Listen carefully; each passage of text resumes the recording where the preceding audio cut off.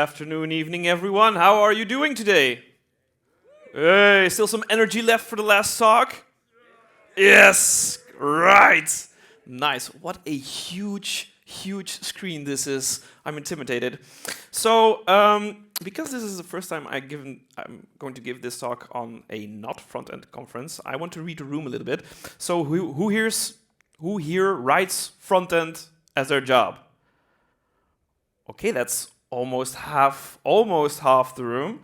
For the other half, I'm going to try to explain some of the concepts in code so that you perhaps could understand it and get familiar with it. So this talk is going to be about writing reusable components. And how do we provide the most optimal responsive layout when writing code for components? Are we going to use the technologies already available in the browsers like media queries or configuration options like properties in the component architectures like Vue, React? That's what I'm going to talk about today. And I'm going to show you a new solution that can be used on top of these already familiar features in CSS. Yes, I'm going to talk about CSS today. My name is Maarten, and I am a front-end developer and developer advocate at I/O. I/O is a full-service digital agency that works end-to-end. I've been doing this sales talk all day at the booth. So what does that mean end-to-end? Well, if you're a company that needs some digital things, well, we have the expertise in-house to do so, ranging from strategy, commercial, content and creation, and technology. And I'm part of that technology branch. Working at such, I think, a big company, you get the opportunity to work on lots of different types of projects. And with my experience in working both in websites, web applications, web shops, hybrid even, where we take front end and put it into a native app, we always have the question, how can we reuse parts of the UI? For instance, creating a button in our front end, and then we want to reuse that button component or even CSS styles everywhere throughout the site. And how can we provide the most optimal responsive layout for that button so that it works everywhere? Let me visualize it. Here we see a dashboard page, an admin page. And if we take out of account the header and the sidebar for now, we see a handful of widgets. We see a pie chart showing our favorite candy bars. We see a bar chart showing our favorite pies. We see some sort of user list laid out as a table. And we see a weather widget. Well, let's talk about that weather widget. We have been given the assignment to build set dashboards, set widgets. And as a user, I want to see more or less information depending on the size of that widget. And on the dashboard page, as a user, I want to be able to choose the size of the widget.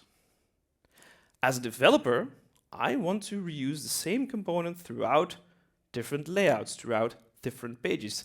And maybe I want to reuse that component in other projects. Well, how are we going to provide the most optimal responsive layout for each component?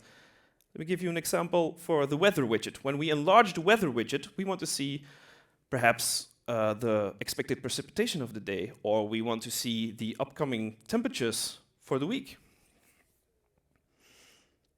So if we take a look at the current available technologies, and we think of responsive web design, well, front-enders and you also might think about using media queries. And with media queries, we can query the viewport, the size of the viewport, and style our layout accordingly. For this page, the weather widget first has a width of 100%, then again 100%. I do not know why I written this code, it's redundant. And then from 768 pixels, it halved the size, and 1024, it's 1/3 of the size of the page. This is just one page. But if we have another layout, then we want to provide other media queries or other styles for the size of our widget. And then we have to combine those in the same style sheet. And we have to target each page separately with, for instance, a class selector. And then yet another layout pops up. And then we have to write even more CSS just to make sure that our component has the correct layout on that layout. Layoutception. And then another layout pops up, and we even have to write more CSS. And as you can see, I've commented out all the actual CSS, but thinking back to this page, if we have to put that in each breakpoint, well, it's a problem that gets multiplied with each page. And then we even haven't taken the user's preferences into account. So this is just based on the size of our devices. So media queries only query the viewport and provide us, for this use case, insufficient flexibility. Next option that we could have, or could take, is using configuration options. Things like adding an extra class, like we just did for the page, or adding an attribute, or doing some business logic within a component. For instance, I marked up pseudo-ish the internal dashboard here with each widget, and the weather widget I've given the attribute of size large. And then for our weather widget, we can target that attribute using CSS. But then our media queries come back because we want to build responsive components. And again, we have to, for each page, we have to build or write CSS to provide the most optimal responsive layout. And then again, all the other pages come back. And yeah, do you see where I'm getting here? It's lots of CSS to provide the most optimal responsive layout. So configuration options aren't feasible as well for this problem. And we cannot provide the styling within the component because as component authors, we do not know where our product will land, where our component will land. So the end user has to take this responsive styling into account and write them themselves. It's not automatically provided. A third option that we have, which could provide us with automatic styling, is the ResizeObserver. The ResizeObserver is a web API that's available in browsers. And well, basically what it does, it looks at the dimensions of an element. So in this code snippet, we query for something with the class widget. We define our ResizeObserver and say, okay, when we loop over all the entries, and when each entry we do some business logic, and we query the target width, and when it's larger than 640 pixels, then we add a class, and if not, we remove a class. And at the bottom, we say to the ResizeObserver, hey, observe every element that's been defined here. And with this, we get automatic styling based on the component's dimension. We do not have to look at the page. But if we've been paying attention in our HTML 101 classes, we do not want JavaScript to load and block the rendering of our page. We want to load JavaScript asynchronously. And when we first load in CSS, and the styling is provided, and then our JavaScript is evaluated, we could get a flash of unstyled content. Let me visualize this. Let's say we put our address in the address bar, the markup is loaded, our CSS is loaded, and if you're on a slow connection, our JavaScript is loaded asynchronously, and perhaps a few seconds later, and then bam, the ResizeObserver kicks in and your whole layout shifts. And that's not something users want, and that's not something that Googles want. So we do not want a JavaScript solution. We want something in CSS, something that automatically provides the dimensions, or something that we could use to query the dimensions of a container. Something that we could take out all the CSS from each page, put it into that single component, encapsulate it within the business logic, within the styling of one component. And that thing is called container queries. Yay, container queries. So container queries. No, let's take it back. So the concept of container queries, who here has already heard of container queries? Okay, cool. So the concept already has been in this community for, I think, a decade now. So there's movies of clips on YouTube that go back to 2015 explaining the need for container queries. But it's only since recently that we could implement this feature in browsers. Browsers revamped their layout engines, and from that revamp came the possibility of CSS containment. CSS containment is a draft specification right now that tries to improve rendering performance by doing DOM subtree isolation. That means, hey browser, I have this element, please pay extra attention to size, layout, or style of that element. And it's that DOM subtree isolation that allows us to implement container queries. Forget that last slide, because that's not the actual syntax. Going a little bit back and forth about what syntax they want to use as for container queries. They were first like, can we build something on top of containment? No, we should do something separately because it's far more important. So they settled on the container property. And the container property is a shorthand for container name and container type. And I will show you what those are about in a second. Let's first start off with container type. If you want to use container queries, you have to set containment on a parent element. And we do this by stating at least the container type.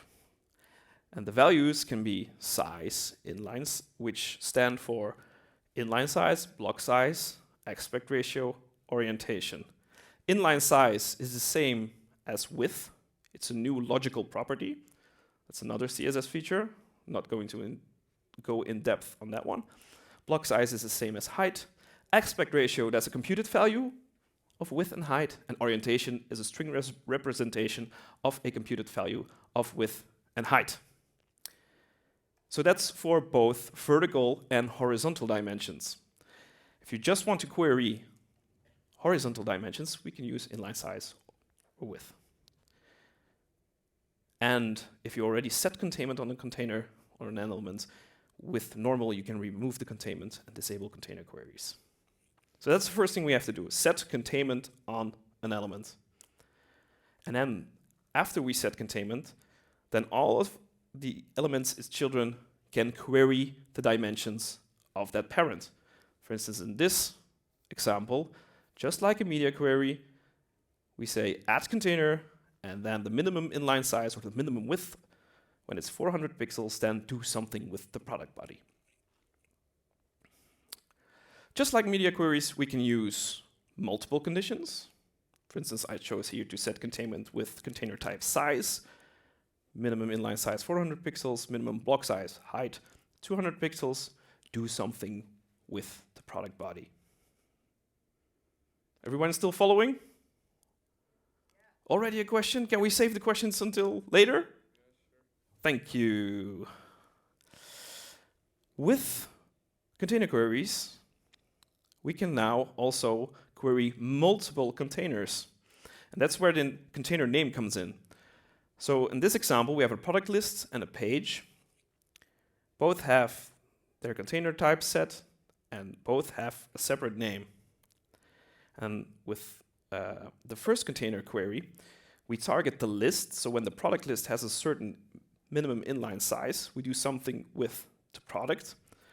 And our second example, because the container name is folio, we target the folio, and then when minimum inline size and minimum block size reach a certain point, then we do something with the product. So possibility of querying, targeting different containers and styling your children according to their dimensions. As you already might notice, you have to set containment on an ancestor element. Why do we need to do that? Well, if we would query an element itself, it could lead to some sort of infinite CSS loop. So when we say the minimum inline size is 800 pixels, and then for some reason we set in this CSS that our inline size is 700 pixels, or we go back to 700 pixels, and then this query doesn't work anymore. So we have to go back, and then and so on and so on. And just to prevent those kinds of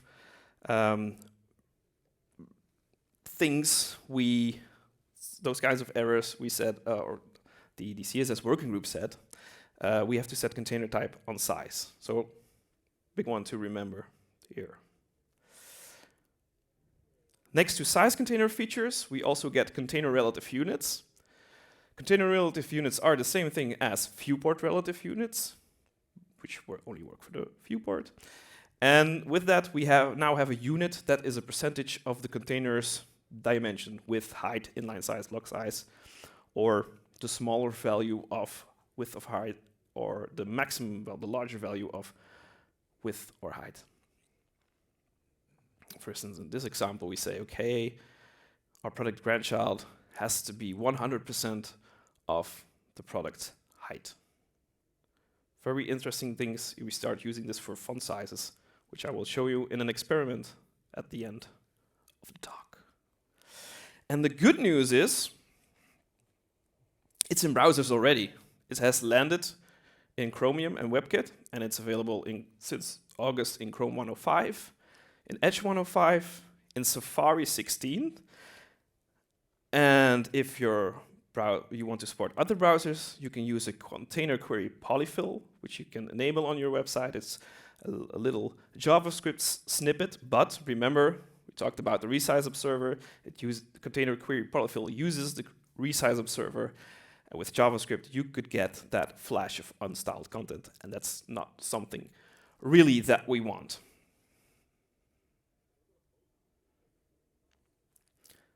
So in browsers were those size container features and container relative units. And there are a few things still in discussion with the CSS working group that I'd like to share with you, and might be interesting and might or might not land in browsers.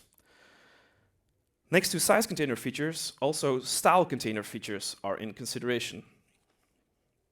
Style container features allow us to query the computed CSS values of a certain element. In this example, when the product has a red background, well, then we might want to style our product body differently. Second feature that's still under consideration is state container features. And the example here is when I have, for instance, this header in the middle of my page, and I give it a position sticky and top 0. When my user scrolls and it sticks to the top of the web page, when it's in that sticky state, I, for instance, want to do something different with the styling. Perhaps lower the font size or give it a transparent background or something else. This proposition, although, has been deferred. So that means they're not certain about it if they really want this. And it could get replaced by the CSS toggle feature, which also is something new that's under consideration and is being discussed in the CSS working group. So a web API that we now have in our browser is called Match Media. And Match Media allows us to use media queries within JavaScript. So in this instance, when match640.matches, when our element has the minimum inline size of 640 pixels, then our match640.matches will return true, and then we can do something in JavaScript. Simple. Waifu. Where's the waifu? What's in it for us? Let's go back to our widget example. And we want to refactor the widget example, get rid of the media queries, get rid of the configuration options, and use container queries. So I put some markup here. So we're on this page. We need that page to target the query on different layouts. We have the dashboard, we have the wither widget, and we have the configuration options. And we have all the CSS in one place. And that's not what we want. We want to separate the CSS, put it in a different place. We want to separate the weather CSS from the dashboard CSS or all other CSS. We want to make sure that we're talking about the component itself and nothing else. But unfortunately, we also have to copy each and every page selector, each and every configuration options to that separate CSS file. And I have to write it all. I have to take into account everything, every single page, every single layout. And that's not what we want. We just want to think about the widget. So to enable container queries, we have to take into account that our widget needs some sort of wrapper, because we cannot query elements themselves. We need an ancestor, so let's do that. Let's put container size on that widget, and then every child within the widget can act according to the dimensions of the parent of the container. And then we do a little mind shift and we think about, okay, how does our component need to render on each dimension? We just think about the component. We do not think about the page. We do not think about where it's going to end up. We just think about the component. We write our queries according to the size of that widget. And with that, with container queries, if we compare the two solutions, right, I commented some out here because if I wrote everything here, it would be huge and all my layout would shift, and that's not what I wanted. But we can remove tons and tons of CSS that take other parts of the web page, parts that we might even not know about. We can remove that and replace them just by styles for that widget. And that's the power of container queries. No widget. Oh no. Demo gods are against me. That's the one. Container queries! Yay! Okay, cool. I'm not done yet. Because container queries are in browsers, I still have 6 minutes left, so I want to show you some experiments. Not this one, because my time is limited. So a good use case for using container queries are components that you want to reuse throughout your website. On this shopping cart page, I created this component in the middle, which shows our products and has some business logic for calculating the subtotal and the total price at the bottom. And in the most e-commerce platforms or web shops, on the right upper hand, we have this mini cart, which when I'm on the product page, I can open and check what products that I have in my cart. And by the power of web components or components and container queries, I can reuse that component with the same business logic. And thanks to container queries, because I said, okay, this drop-down menu only has this height and this width, and you component fill it up, it acts accordingly, removes the images, removes the description, only shows the information needed. Write once, use everywhere. Isn't that a Java thing? Okay, next example is for container relative units. So we see shoes, lots of shoes, but they're all styled with the same classes. So this is a product, that is a product, this is a product. And as you already can see, the size of the text is differently according to the size of the actual product. And when I resize, and also the products start resizing, you see that also the font size resizes. That's because the font size is a container relative unit and is a percentage of that container. So scalable components, scalable text, pretty cool. Right, last thing I wanted to show you, because my son loves dinosaur and I have to end with dinosaurs, of course, is the use of container queries with SVGs. SVGs are a vector-based format that we can use in front-end projects in browsers, so that we can scale illustrations infinitely. But in CSS, we can also write, in SVGs, we can also write CSS by using the style tag, just like in HTML. So that I thought, well, maybe it allows the usage of container queries. And yes, it does, because when the Stegosaurus reaches a certain size, the outline removes. Okay, this is a simple example. Also for the Diplodocus does the same thing. Simple example, but think about, for instance, logos. Most logos are an emblem, so some sort of circle, and a logo type at the bottom. They're vertically stacked. But when we have enough width available, then the emblem is on the right-hand side or the left-hand side, and the logo type is on the right-hand side. I have to do this first because mirroring. Okay.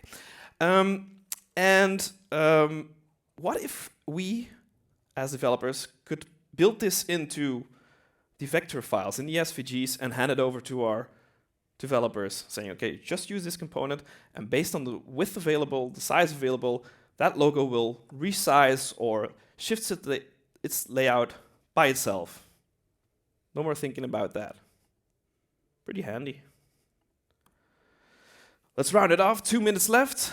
Container queries. Container queries encapsulate adaptive styles within components itself, and therefore is a super nice feature for modular front-end architectures. Size queries and container relative units are available in Chrome 105, Edge 105, Safari 16, and there's a container query polyfill out there if you want to support other browsers. Beware of the flash of unstyled content. And under active development are still style queries and state queries.